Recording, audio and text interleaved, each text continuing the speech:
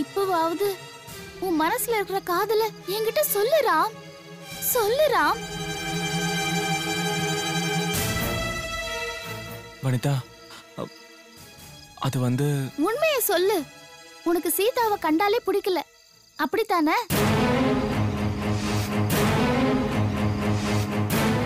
உங்க ரெண்டு பேருக்கும் எதுலயும் ஒத்து போகல, போகவும் போகாது. சின்ன சின்ன விஷயத்துக்கு கூட நீ அவளை திட்டுறத நானே பாத்திருக்கேன்.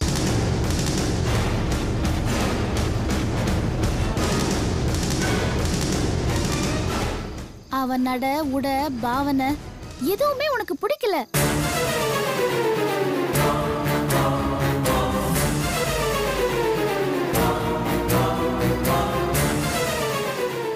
ஏன்னா உன் மனசுல நான் இருக்கேன்.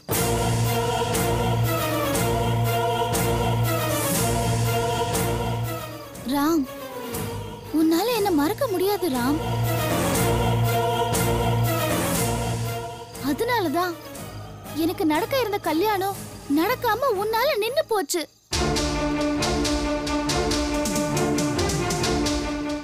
என் மேல உனக்கு காதல் ராம். அதனாலதான் ஹாஸ்பிட்டல்ல எனக்கு கொண்டு வந்ததும் நீ துடிச்சு போய் என்ன பாத்துக்கிட்ட. நான் இங்க இருக்கிறோன்னு தானே என் கல்யாணம் நின்னதை என்கிட்ட சொல்லாம மறைச்சு உன் பொண்டாட்டிக்கு தெரியக்கூடாதுன்னு சுரேஷ் மாதிரி என்கிட்ட பேசி நாடகம் ஆடின. ராம், இதெல்லாம் என் மேல இருக்கிற காதல்னாலதான் பண்ண.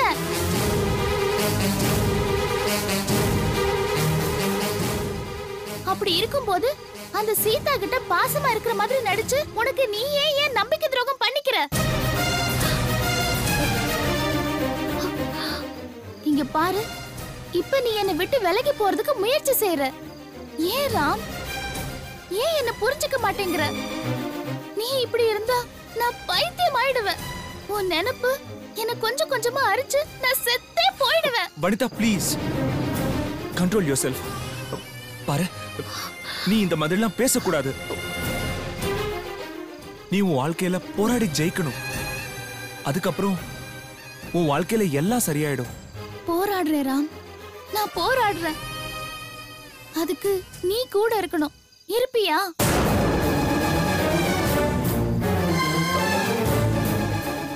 கண்டிப்பா வனிதா, நாங்க எல்லாரும் உன் கூட இருப்போம். மொத்தவங்கள விடு, நீ இருப்பியா?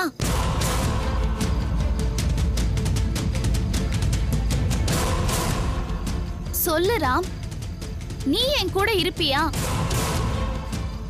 சொல்லு ராம்.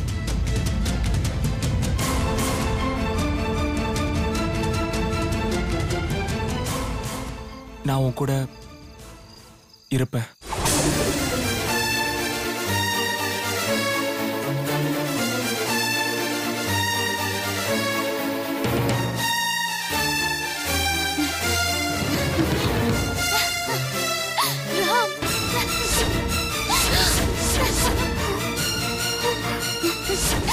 ரொம்ப தேங்க்ஸ் ராம்.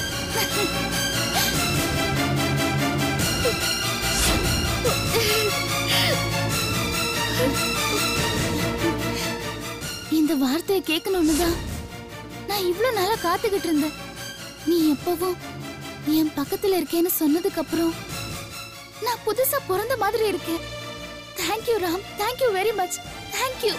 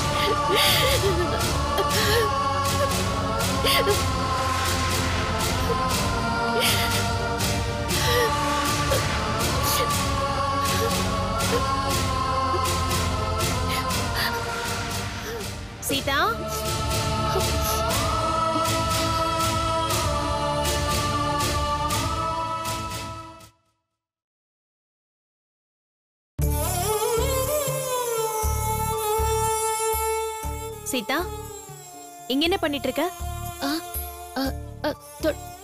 தொடச்சிட்டு இருக்கேன்க்கா. நான் இப்பதான் க்ளீன் பண்ணிட்டு போனேன். இல்லக்கா, அது வந்து நான் என்ன வந்து போய்?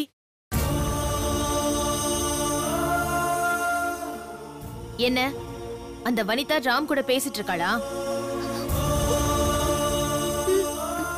சரியான கத்திடி நீ. உன் புருஷன் இன்னொருத்தி கூட தனியா சிரிச்சு பேசிட்டு இருக்கிறத பார்த்தோம் சும்மா விட்டுட்டு வந்தியா? அவ அங்க மகாராணி மாதிரி பேசிட்டு இருப்பா, நீ இங்க வேலைக்காரி மாதிரி வேலை செஞ்சுட்டு இருக்கியா? ஏய், முதல்ல போய் அவளை வெளியில அனுப்பு. போடி. அக்கா, நான் எப்படிக்கா அவளை வெளியில போக சொல்றது?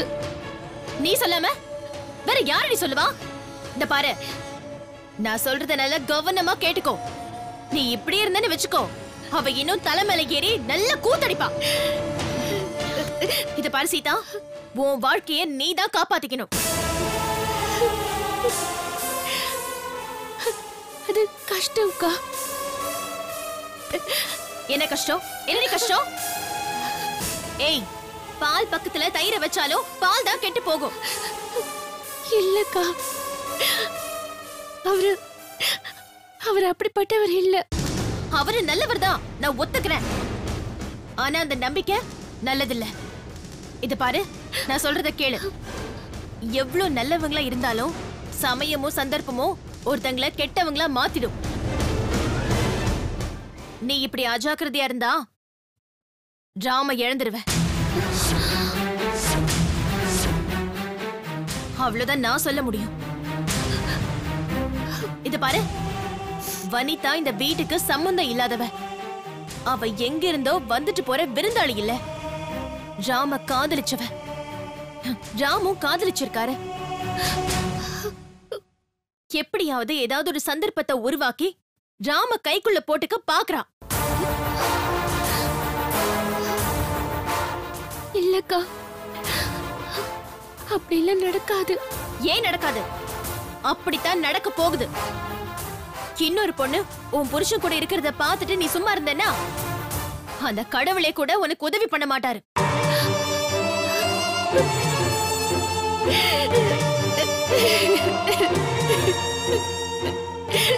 ஏதாவது சொன்னா உடனே அழுகுது. இப்பொழுது என்னடி பிரயோஜனம்? இந்த பாரு சீதா, நீ என்ன பண்ணணுமோ அத நீதான் பண்ணணும். அதுவும் ராமுக்கு தெரியாம பண்ணணும். அவ கையில மட்டும் ராம் சிக்கிட்டாரு, அதுக்கப்புறம் ராம் அவகிட்ட இருந்து பிரிக்கிறது ரொம்ப ரொம்ப கஷ்டம். கஷ்டம் மட்டும் இல்ல, அப்புறம் ராம் உனக்கு கிடைக்காமலேயே போயிடுவாரு. இத பாரு, நான் சொல்றத சொல்லிட்டேன், அப்புறம் ஓ இஷ்டம்.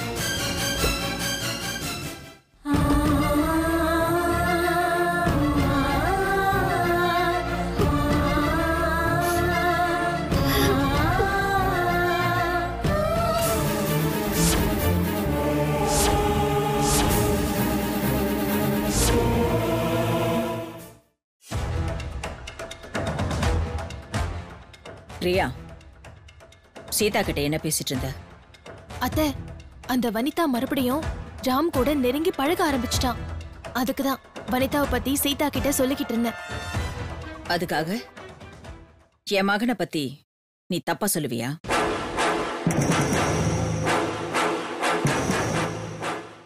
நான் எங்க அத்தை தப்பா சொன்னேன்? சந்தர்ப்ப சூழ்நிலை ஒருத்தங்களை தப்பா ஆக்கிடும்னு சொன்னேன். அது கூட சீதாக்கு புரிய வைக்கிறதுக்காக தான் அப்படி சொன்னேன். எனக்கு வேற வழி தெரியல அத்தை. சீதா எதையும் நேரடியா சொன்னா புரிஞ்சுக்க மாட்டா. அதான் அத்தை ராம இதுல இழுக்க வேண்டியதா போயிடுச்சு. நீங்களே பாத்தீங்கல்ல அந்த வனிதா ராம் கிட்ட எப்படி நடந்துக்கிட்டான. சொல்றதுக்கே அசிங்கமா இருக்கு. உண்மைதான். ஆனா இதுல என் மகன் ராம் மேல எந்த தப்பும் கிடையாது.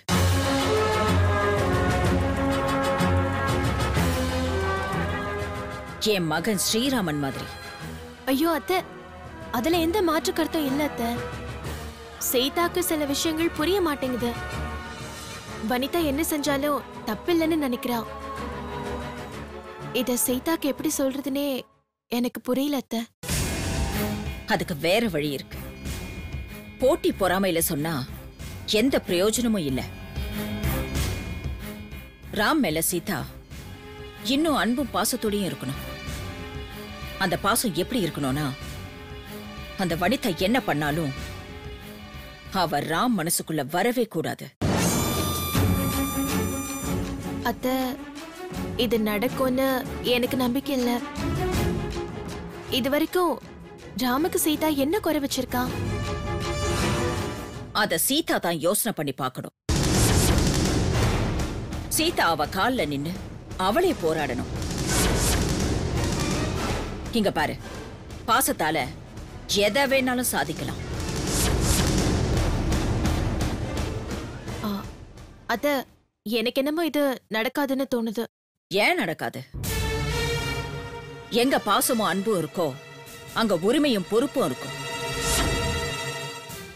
சீதா இந்த வீட்ல வெறும் பொறுப்பை மட்டும் பார்த்துட்டு இருக்கா. உரிமையை கையில எடுத்துக்கல. அத அவ புரிஞ்சுக்கிட்டு அவ உரிமைய அவதான் நிலைநாட்டணும். எல்லா பிரச்சனைக்கும் 4 வழி இருக்கு. சாம பேத தான தண்டம். எதை எதுக்கு யூஸ் பண்ணணும்னு அவளே முடிவெடுக்கட்டும். அத்த, நீங்க சொல்லிக்கிட்டு இருக்கீங்க, ஆனா அவ எந்த முடிவும் எடுக்க மாட்டேங்கிறா. அவ கண்டிப்பா எடுப்பா பிரியா. அவளால அது முடியும். இத சீதா கடமைய செய்யக்கூடாது. கடமைய தூர வச்சுட்டு பாசத்தால செய்யணும். தான் வாழ்க்கையை காப்பாத்திக்க என்ன வேணாலும் செய்வேன்னு அவ முடிவெடுக்கணும்.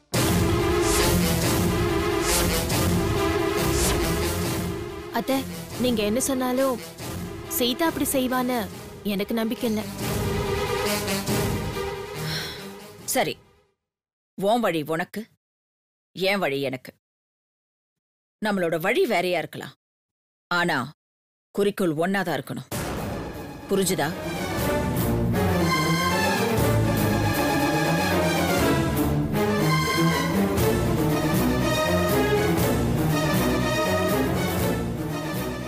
தப்பு பண்ணிட்டோம், பாவம் பார்த்துட்டோம். இப்படியே விட்டா அவர் எனக்கு கிடைக்க மாட்டாரு. இதுக்கு ஒரு வழி பண்ணணும். வழி பண்ணியே ஆகணும்.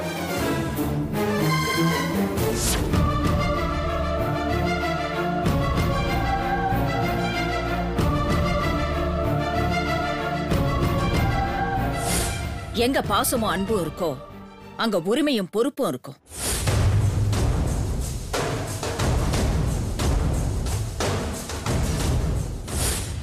சீதா இந்த வீட்ல வெறும் பொறுப்பை மட்டும் பார்த்துட்டு இருக்கா. உரிமையை கையில எடுத்துக்கல.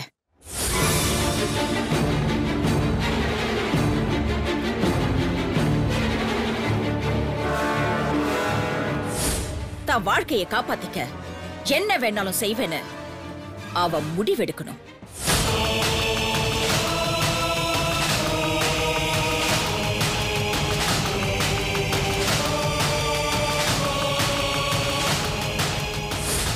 இன்னொரு பொண்ணு உன் புருஷன் கூட இருக்கிறத பார்த்துட்டு நீ சும்மா இருந்தேன்னா அந்த கடவுளே கூட உனக்கு உதவி பண்ண மாட்டாரு.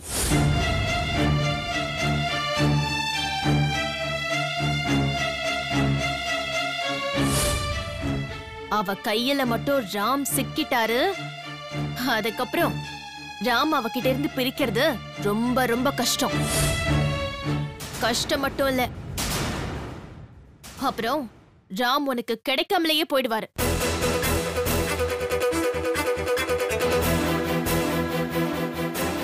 இவளை இப்படியே விட்டோம்னா அப்புறம் எதுவுமே நமக்கு கிடைக்காது. சின்ன வயசுலயே அப்பா அம்மாவை இழந்து பாசம்னா என்னன்னு தெரியாமே வளர்ந்துட்டோம். அன்பு பாசம் எல்லாத்தையும் கொட்டி கொடுத்தது இந்த வீடுதான். இந்த வீட்ல இருக்கிற எதுவும் என்னை விட்டு போயிடக்கூடாது. இதெல்லாம் என்னை விட்டு போகாம இருக்கிறதுக்கு நான் என்ன வேணாலும் செய்யலாம்.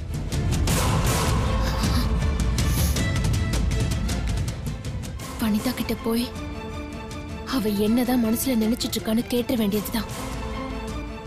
இன்னைக்கே இதுக்கு ஒரு முடிவு கட்டியே ஆகணும். இல்லனா நம்ம புருஷனும் நமக்கு இல்ல, இந்த வீடும் நமக்கு இல்லாம போயிடும்.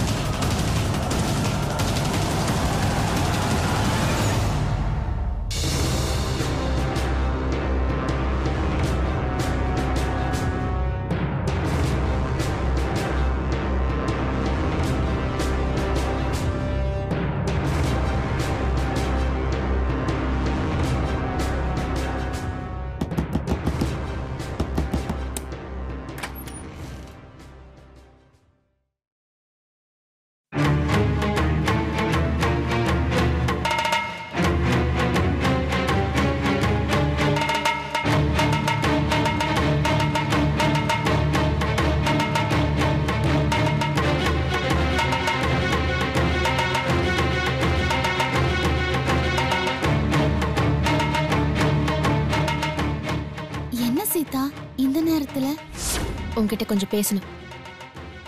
உள்ள வரலாமா? வாங்க, உள்ள வாங்க.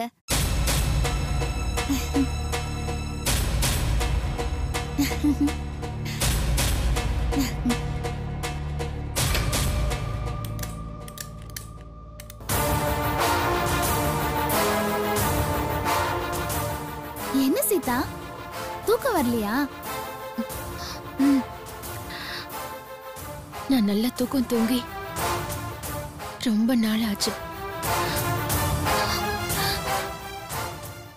நீ எப்போ என் குடும்பத்துக்குள்ள வந்து தொல்லை கொடுக்க ஆரம்பிச்சியோ அன்னில இருந்து என் நிம்மதி தூக்கம் எல்லாமே போச்சு. என்ன சொல்றீங்க சீதா? எனக்கு ஒண்ணுமே புரியல. ஓ, புரியல? புரியல.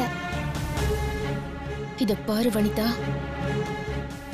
என்ன சுத்தி நீ என்ன செஞ்சாலும் நான் கண்டுக்க மாட்டேன்னு நினைச்சியா?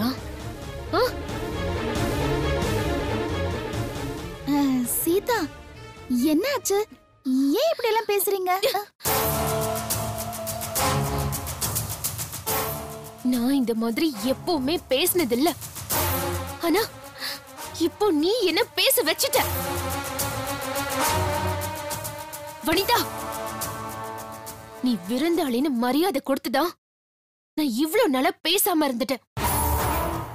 அது மட்டும் இல்லாம உன் உடம்பு சரியில்லைன்னு நான் உன்னை அன்பா கவனிச்சுக்கிட்டேன்.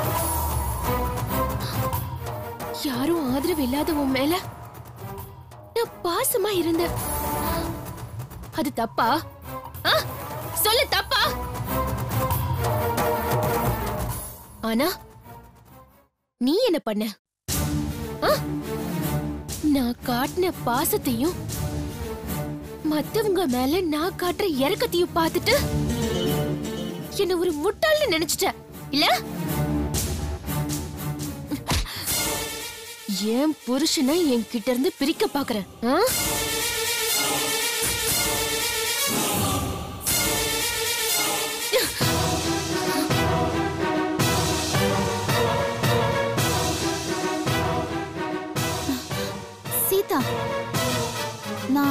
தப்பு பண்ணிட்டேன்னு நீங்க இப்படி பேசுறீங்க? என்ன தப்பு பண்ணேன்னு உனக்கு நிஜமாவே தெரியலையா? உன் மனசை தொட்டு சொல்லி பார்க்கலாம். ஒவ்வொரு முறையும் என் மனசை காயப்படுத்துற மாதிரி தான் நீ நடந்துகிட்ட. இங்க பாருடி, உதவி செஞ்சா கொஞ்சம் நன்றி உணர்ச்சி வேணும். வரம் கொடுத்தவங்க தலையிலே கைய வைக்கிற கணக்கா அடுத்தவ புருஷனுக்கு ஆசைப்படுற?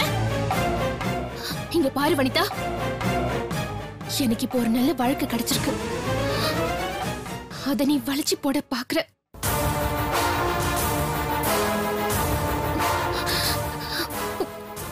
எனக்கு வேணும்னா தையெல்லாம் கட்ட தெரியாம இருக்கலாம், ஆனா குடும்பத்தை எப்படி காக்கணும்னு எனக்கு நல்லா தெரியும்.